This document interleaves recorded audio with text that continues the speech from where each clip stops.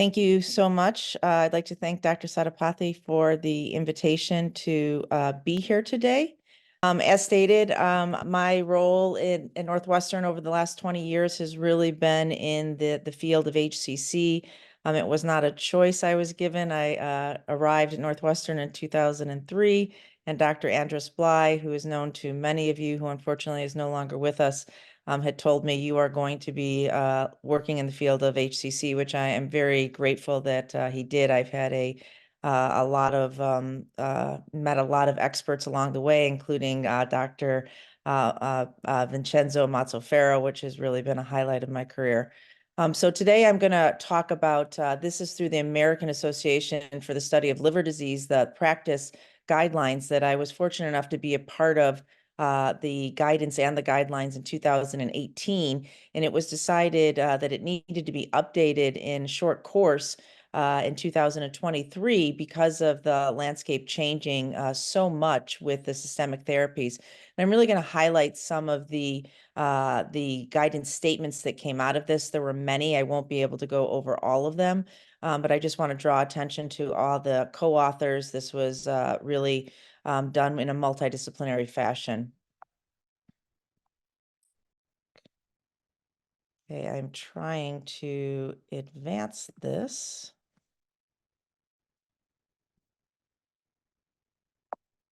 Let's see here. Okay, these are my disclosures. I first just want to highlight, as we all know, the high mortality rate of HCC.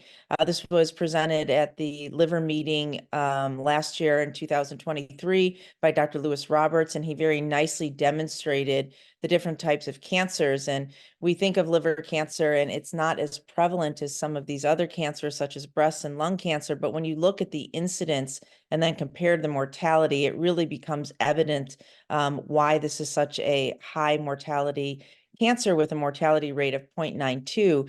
And this is because many patients are not being screened appropriately, and therefore their cancers are not being caught at a time when a therapy that could potentially cure them is offered.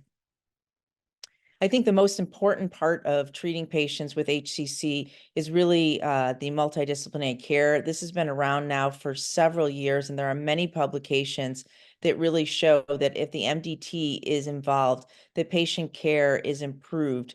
And there have been several studies, one of which show that the management changes in up to 42% of patients when they're presented at a multidisciplinary tumor conference compared to those who are not.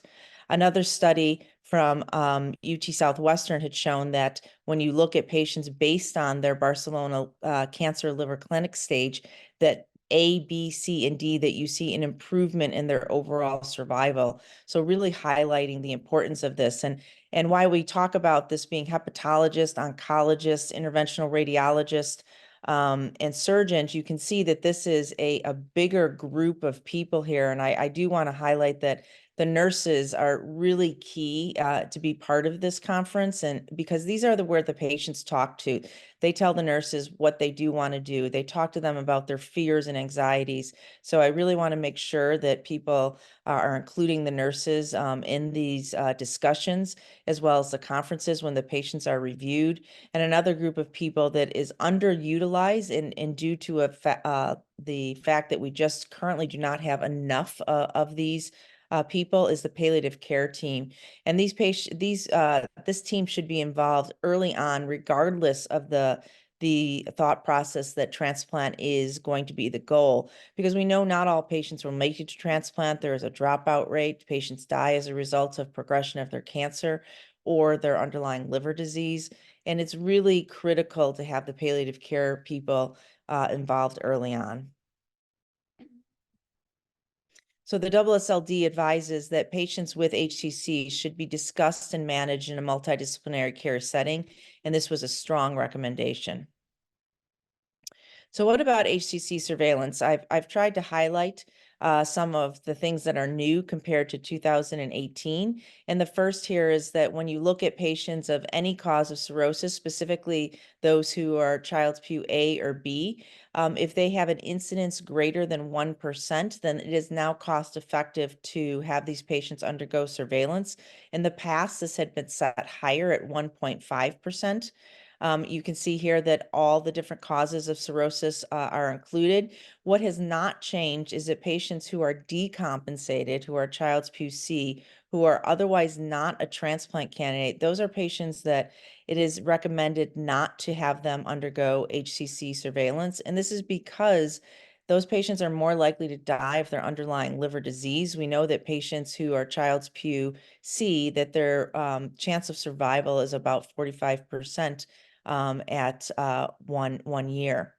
And when you look at patients who do not have underlying cirrhosis, particularly hepatitis B, which has been the #1 cause of HCC worldwide, we are now using the PAGE B score, which was validated in the West, and it takes into account patients' age, gender, and platelet count, and you get various different points, which are shown here to get a total score, and then puts you into a low risk, moderate risk, or high risk.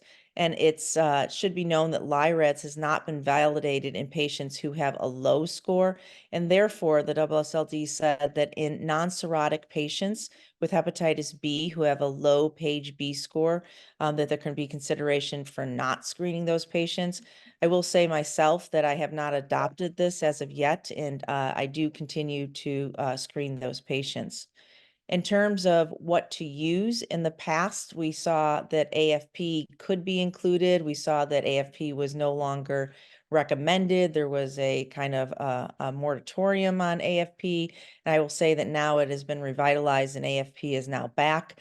And it is recommended that patients undergo AFP plus ultrasound. And the rationale for that is that ultrasound alone has a sensitivity of 53% in detecting early HCC, whereas the use of ultrasound plus AFP increases that sensitivity to 63%. And lastly, in the corner here, we see that the AASLD recommends against screening for patients who have a life-threatening illness and comorbidities that will not be expected to be improved or completely removed after transplantation. And this is a strong recommendation. Although all of us who have had these conversations with patients who are decompensated, it is very difficult. And I find that many of them, when talking with them, do wish to continue with surveillance. So I just wanted to highlight some of the biomarkers that were shared in the most updated guidance statement. Biomarker discovery is quite rigorous, and Amit Singhal has been at the forefront of this, and there are 5 different phases that have to be accomplished before they are adopted. And currently, the only one that is there is ultrasound plus AFP. AFPL3 and DCP are currently in the looking at the prospective and randomized controlled trials. And I want to remind that in the United States, AFPL3 and DCP are approved for risk stratification, but not for surveillance.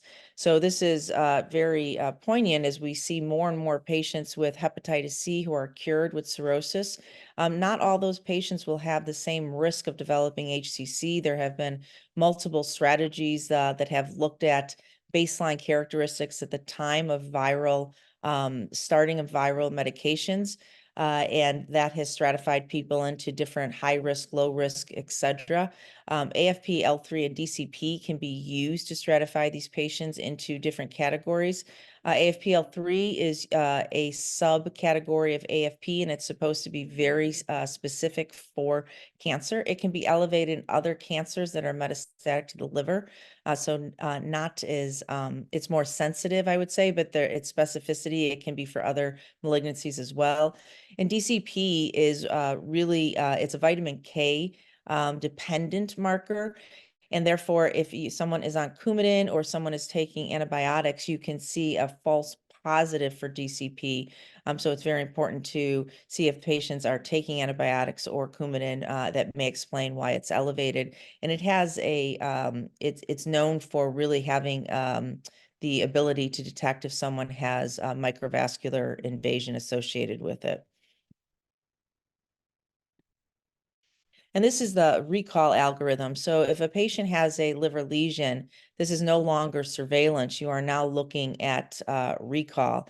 And what is new is they are now giving a score for patients once they undergo an ultrasound. And in the growing epidemic of patients becoming more obese, we are seeing that patients do not have very good ultrasound sensitivity due to the inability to see the entire liver.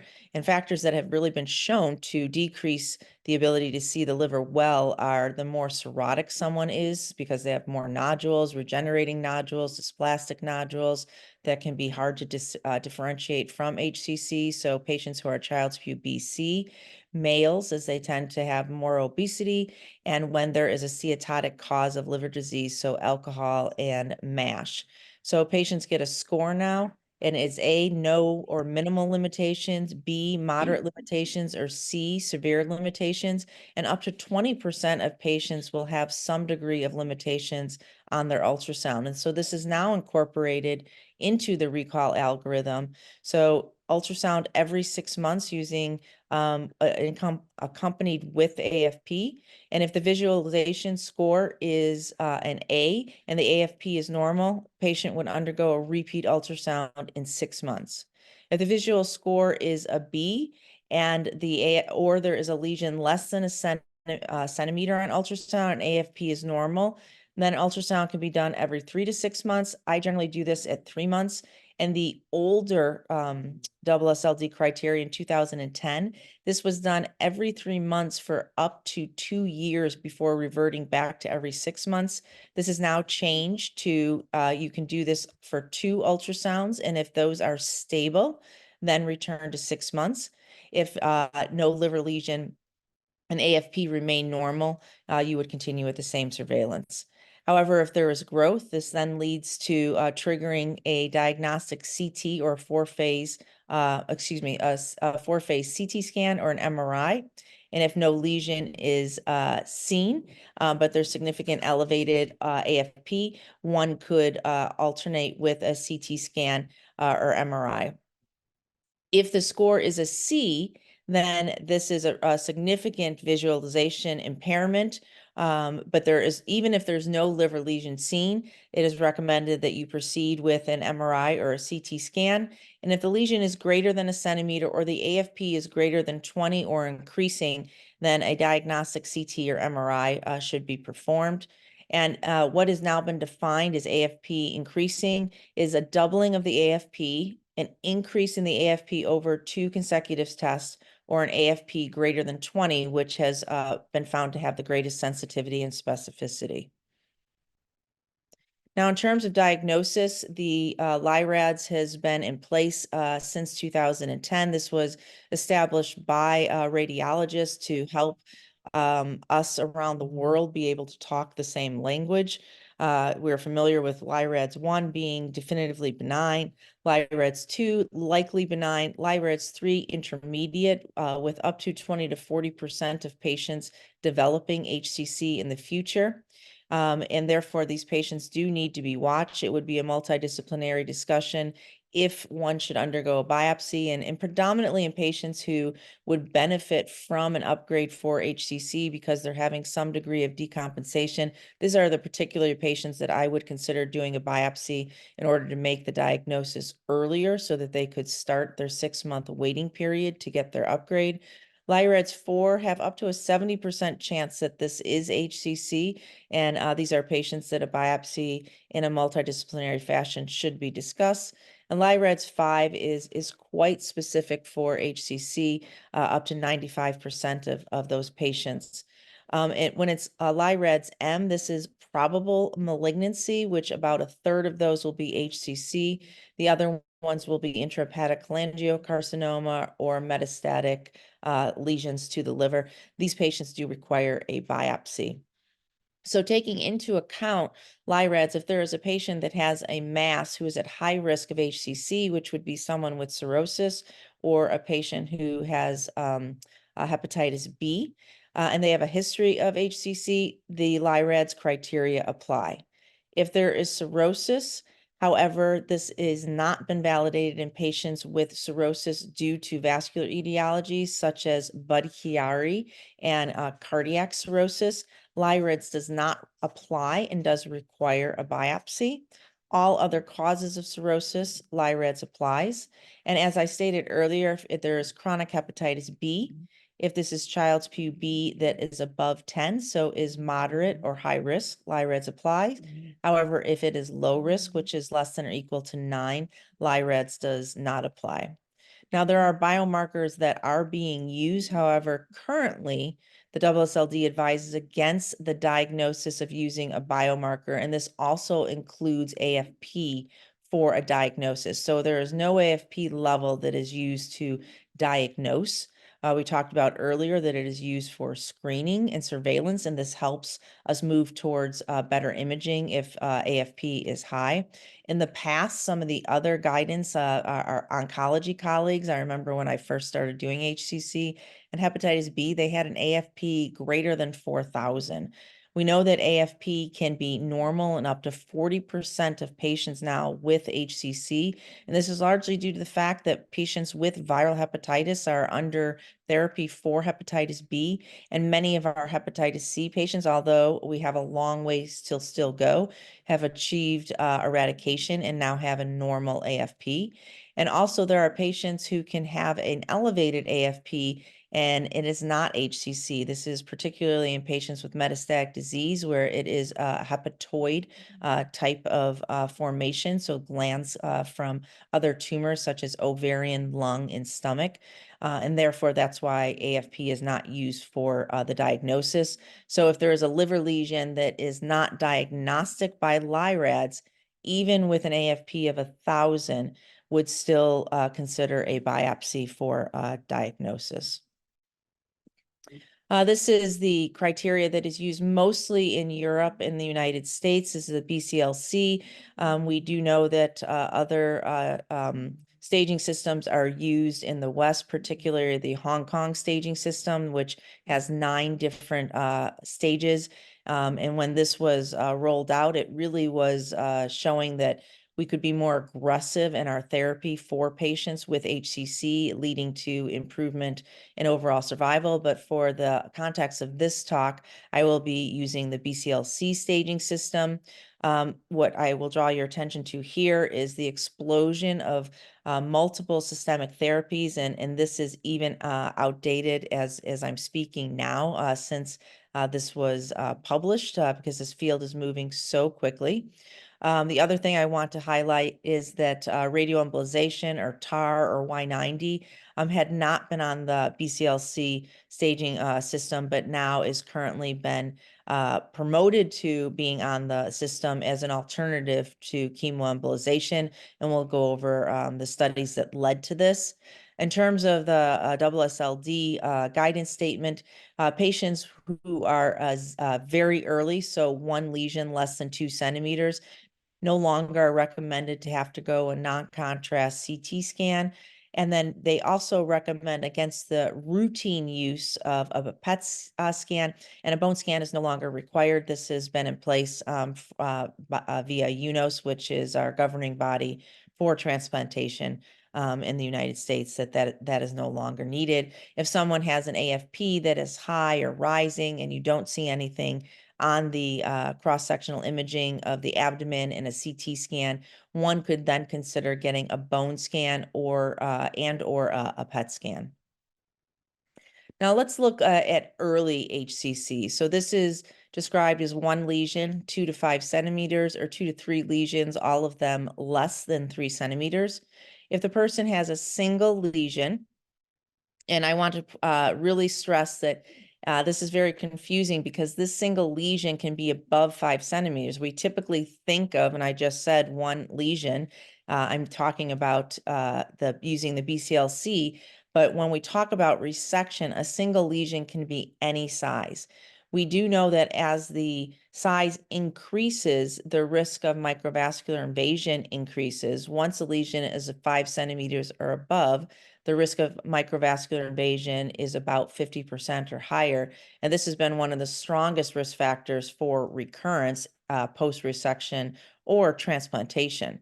But one can have a lesion that's 7 centimeters and if otherwise meets all criteria would be a candidate for resection. Child's PUA, so they are well compensated. They have no evidence of portal hypertension. This is a patient who should go to resection as opposed to transplantation. If they have recurrence within the Milan criteria, then a salvage transplantation could be offered.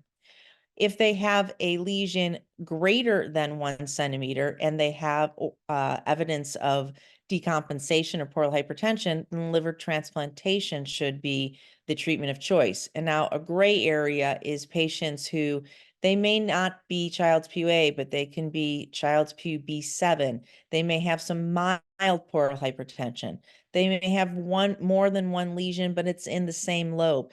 These are patients that you could consider doing a resection as opposed to transplantation. And this is data that really comes from the Bridge study, that was a worldwide study looking at how well are we operating in the guidelines or guidance of doing resection on patients based on size, number, presence of portal hypertension, et cetera. And what really came out of that is that if a patient is otherwise an ideal candidate, and when I say ideal in this setting, I mean that their future liver remnant is adequate, which should be at least 40% in patients who have underlying cirrhosis. But they may have mild portal hypertension or their bilirubin may be slightly greater than 1. You can get away with a resection. However, if the patient has a bilirubin greater than 1 and they have evidence of portal hypertension, this is where they start to run into trouble, and resection would not be recommended. I will say that the field is moving in a surgical direction of advancements, particularly in laparoscopic and robotic, and we are seeing that patients have less blood loss, and this is really pushing the boundaries of resection. The Achilles tendon for resection is that we still have high recurrence rates, and this is because the background liver has underlying cirrhosis, so there is a field deficit, and patients are at risk of developing another HCC because of the underlying cirrhosis, and this is still been quoted to be 50 to 70% at 5 years, with a median time of developing recurrence post-resection at 20.5 months. However, if microvascular invasion is present, this decreases to 7.5 months.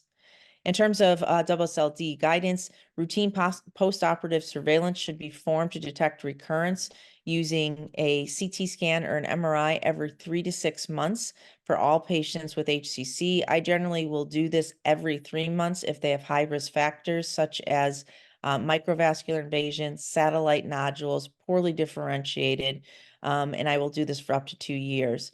After 2 years, I will then go back to every 6 months.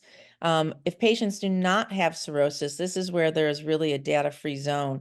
And how long do you continue this every 6 months with a CT scan or an MRI? If they go 5 years with no evidence of recurrence, I will start to consider using an ultrasound every 6 months for those patients. If patients have recurrence within the first 2 years, this is likely due to the original tumor, that there were tumor cells present that were not detectable, so micrometastatic disease at the time of resection. If it occurs greater than 2 years, then this is likely due to the field defect due to underlying liver disease, specifically cirrhosis. The problem has been that we haven't had great treatments to prevent patients from developing cancer after resection. So adjuvant therapy. So they get resection, and what can we give after resection to prevent them? We had the STORM trial, which was done many years ago using sorafenib in patients, and unfortunately, that trial was negative. It has been proposed that this was negative because there were a lot of side effects associated with sorafenib, and the patients had a potential curative option. So there was a lack of an enthusiasm to keep patients on a treatment that had a lot of side effects. Here I've highlighted the multiple different adjuvant therapies that are currently ongoing. In the green, we have readout from the IMbrave 050 that I will share with you. And this was a randomized controlled study that was international, and patients underwent resection or a high-risk ablation, although 90% of the patients that were included in this trial had a resection. They had to have no residual disease, so an R0 on their resection. And within 12 weeks, they were randomized to atezolizumab plus bevacizumab for a total of 1 year versus active surveillance. And patients were allowed to cross over if there was evidence of recurrence. They could then start on atezo-bev. And they looked at different factors such as geographic location, the number of high-risk factors, and what treatment they had received. There are multiple things that they considered high risk. I won't go into these, but I will say that some of these were considered more high risk than what we would consider in the West. In Asia, they have been doing resections. They do many more resections than what we do in the West. And so they will resect patients with a larger tumor burden and even vascular invasion. So there was some concern that that using this data may not be applicable to patients in the West because of this discrepancy.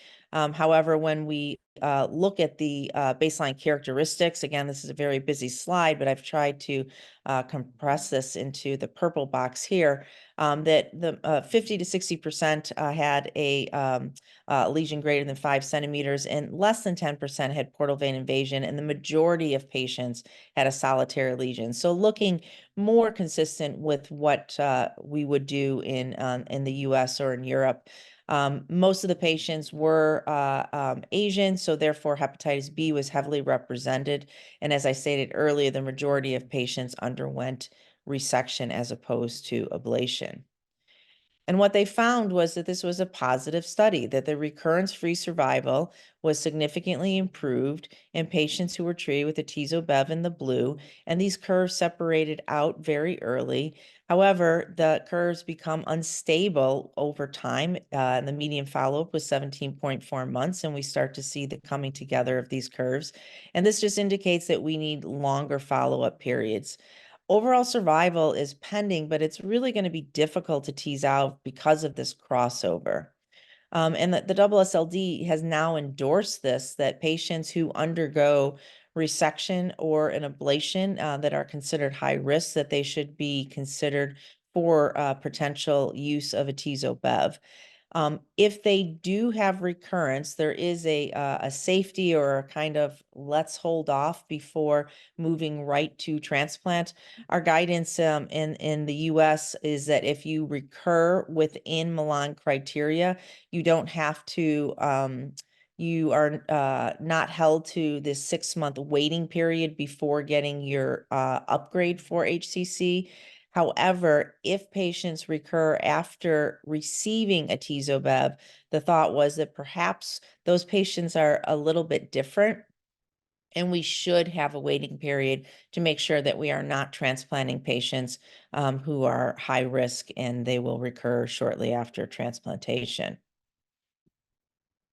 Now, neoadjuvant therapy using treatment prior to resection to try to reduce recurrence rates has been looked at in 3 different trials. I've put these all together, and complete pathological response has been anywhere from 8 to 25%. Major pathological response is higher, and they use pre-op RECIST with no one achieving a complete RECIST, so complete disappearance of the tumor, which is a much stringent, more stringent criteria than mRECIST, which takes into account the viability or the enhancement pattern, whereas partial response is 8 to 15%. There had been concern that in doing this, that you would delay patients going to resection by giving therapy, and therefore patients would drop off the waiting and no longer be able to get resection.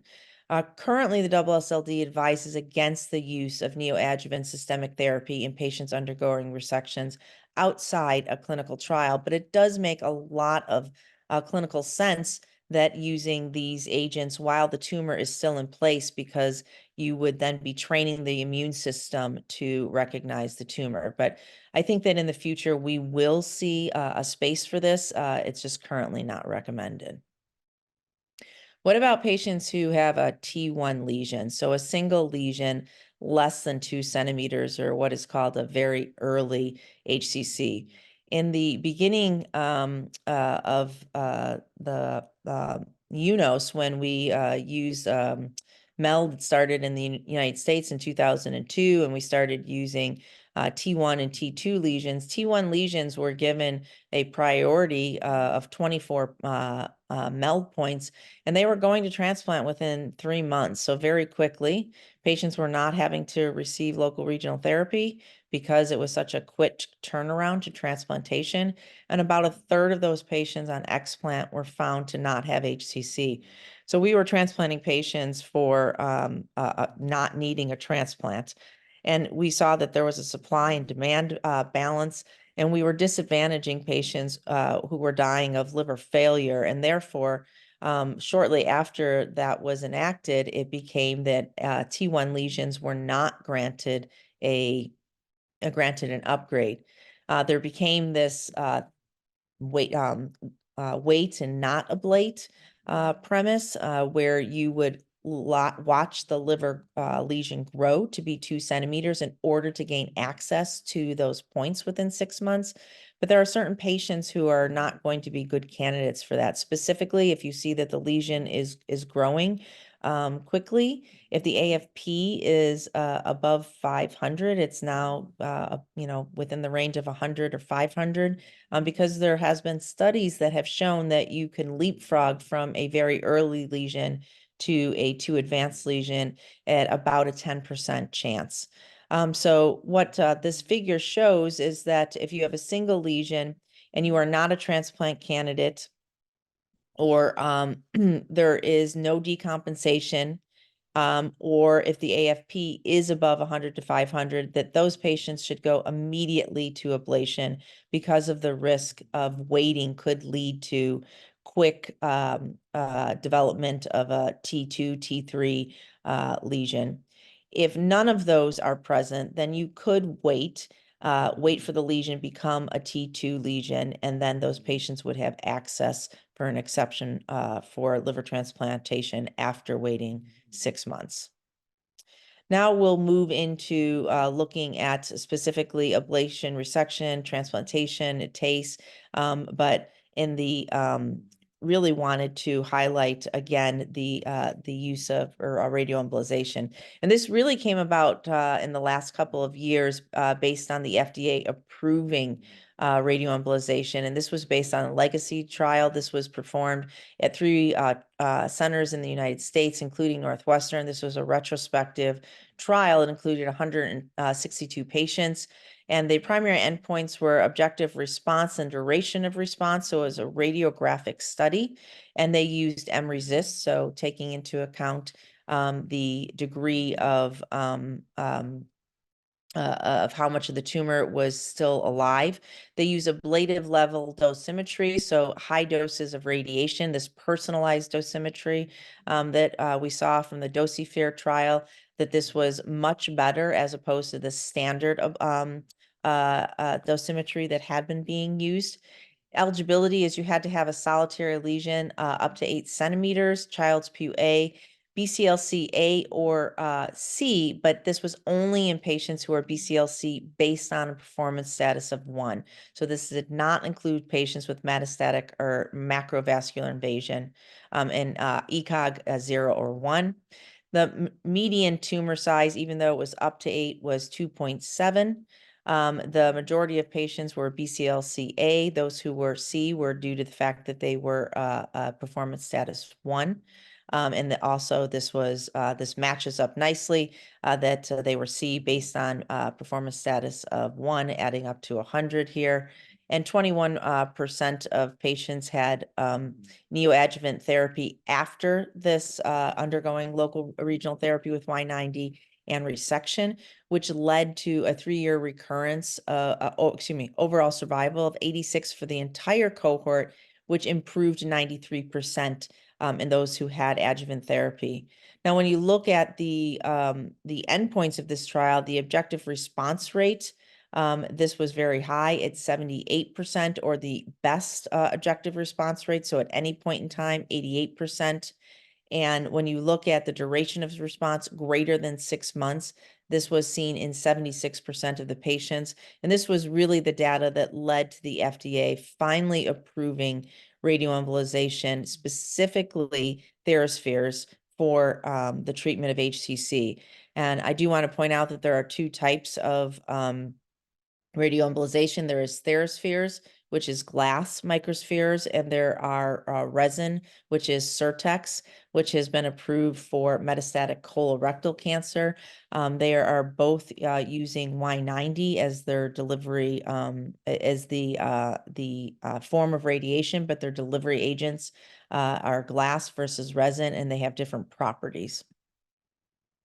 There have been several different studies trying to look at the difference of radioembolization versus chemoembolization, both as conventional chemoembolization as well as drug-eluting beads. This first one was done at Northwestern. This was a randomized controlled trial. It was very difficult to accrue patients and therefore was stopped early. But it did show that there was a significant improvement in time to progression, but no difference in overall survival. Here, there are 2 other studies that were looking at propensity matching and showed the same thing, that there was improvement in time to progression, but no difference in overall survival. Now let's look at bridging therapy for transplantation. This comes from Neil Mehta at UCSF. And this was a nationwide study, and he basically looked at patients, close to 32,000 patients who underwent some form of local regional therapy versus no local regional therapy. And when you look at waitlist dropout, what turned out to be a risk factor that was statistically significant was patients who received no local regional therapy. And what he nicely showed, looking at propensity matching, is that patients who received radioembolization or ablation were associated with a longer time to waitlist dropout. And he also wanted to look at this in the more recent, in our UNOS, what we now call the median MELD -3 era. So patients with liver cancer over time have been given less and less of a priority. It had been since 2019, you waited until 6 months, and then after 6 months, you received a MELD score of 28. Now, more recently, patients, they still have to wait that 6 months, but at your center, it's the median MELD of transplant for all other patients. So patients who are listed for liver failure, -3 points. So he specifically wanted to look at that era and saw that there was improvement with radioembolization. So what does, and this was specific compared to chemoembolization. So what does the AASLD recommend in terms of bridging therapy? It does advise that patients who are listed for transplantation undergo local regional therapy in the attempts to decrease waitlist mortality. This has to be done in patients who you are weighing the risk of decompensation. It does currently not recommend one local regional therapy over the other. And this is because I don't think that they felt that there was enough data, but I feel strongly that in the future, the next reiteration, that radioembolization will be the preferred bridging therapy. And it does not recommend the routine use of systemic therapy in patients who are waiting, who are within the Milan criteria. However, in patients who did receive local regional therapy, this does not preclude transplant, but does recommend a 3-month waiting period or washout prior to receipt of transplantation. In terms of downstaging, there's a lot of criteria here. I'm not going to go over all of this. The AASLD does recommend that patients who are otherwise considered a transplant candidate, that they undergo downstaging using this ceiling.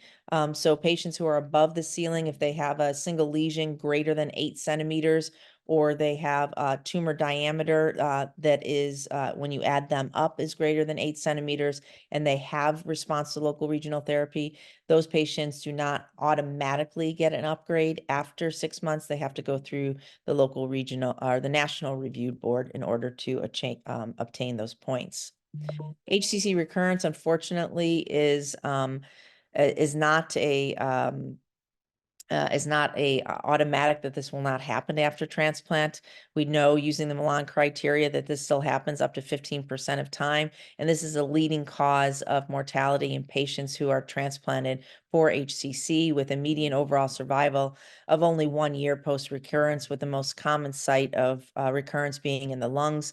Predictors of recurrence have been imaging, response to local regional therapy, explant, and the retreat score, which takes into account the AFP at liver transplantation, if there's presence of microvascular invasion on explant, and taking into account the viable tumor diameter plus viable lesions to give you this retreat score. These are all added up, and you can see that there are all these different risk factors, with risk 5 to 8 being the highest risk of having a recurrence within 5 years. The AASLD does recommend that some form of post transplant recurrence calculator be used. There are other ones that are out here. I would say that the RECIST is probably most commonly used in the United States. The AASLD recommends against the use of immune checkpoint inhibitors in patients who have recurrence. However, if they have no other, they've gone through the TKIs, one could consider that, but weighing the risk of rejection that could lead to graft failure. There has been some data looking at a biopsy of the liver and seeing if there are presence of PD-L1 in the liver, which is involved in tolerance. And if that is present, then the risk of acute cellular rejection that could be quite severe is high and should be avoided. There are markers that can be used to know that patients are going to have high risk on their explant. That's AFPL3 and DCP. And if you have more, if those are both elevated, then you're going to have higher explant pathology, such as poorly differentiated, microvascular invasion, satellite lesions. And this is now being used, particularly by Neil Mehta at UCSF. I will tell you that I have adopted this at Northwestern as well. And it's really looking at the positivity of AFPL3 and DCP as patients are waiting on the list. And what they used was a cutoff of AFPL3 greater than 15%. When you're looking at it for stratifying for risk, this was greater than 10%. And DCP is the same. It's greater than 7.5. In Asia, they use a totally different, it's not nanograms per milliliter. So this is a different, different units. In the US, this is greater than 7.5. If patients had one of these positive, it didn't have a significant impact on their recurrence. However, if they had both that were elevated at the time of transplantation, you can see that the 3-year recurrence-free survival decreases to 43% compared to 97%. So what we are doing is, if one of these are positive, obviously a concern, but if they're both positive, looking to see if further local regional therapy can be performed, and then hoping that they will both come down. This is the first trial that was done in a randomized controlled fashion that showed improvement in Y90 compared to drug-eluting beads. This was called the TRACE trial. Median overall survival in these patients was 32 months after radioembolization versus 15 months in those who received drug-eluting beads. So we now have randomized controlled trial that shows that radioembolization not only improves the time to progression, but also overall survival. This is a long list for BCLCB. I'm not going to read all of these. I will just highlight that it does recognize radioembolization as a alternative to chemoembolization. It does include the combination of combination with systemic therapy in patients with local regional therapies. And this is a very nice graph that kind of takes you down what you should do in terms of patients who are child's BCLCB. Now, coming to systemic therapies, this is changing very rapidly. Since the publication of this, the Checkmate 040 trial has now read out. We're waiting for this to be presented. And in the Checkmate 9 DW, which has been released in press form only, that this was positive. I suspect this will move to frontline.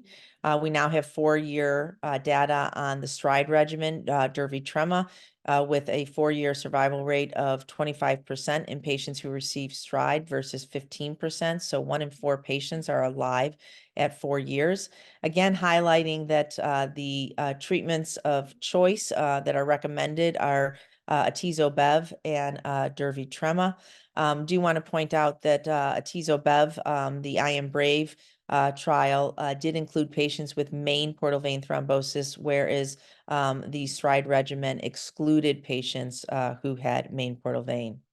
Also important to point out that patients who are receiving bevacizumab, the importance of doing a EGD. This was required within 6 months prior to the IM-BRAVE 150 trial. When you look at those who had evidence of bleeding, it was higher in those who received atezo-bev versus the sorafenib arm. AASLD does say that you should undergo at least 1 session of banding. They recommend waiting at least 2 weeks before starting bevacizumab to allow ulcers to heal.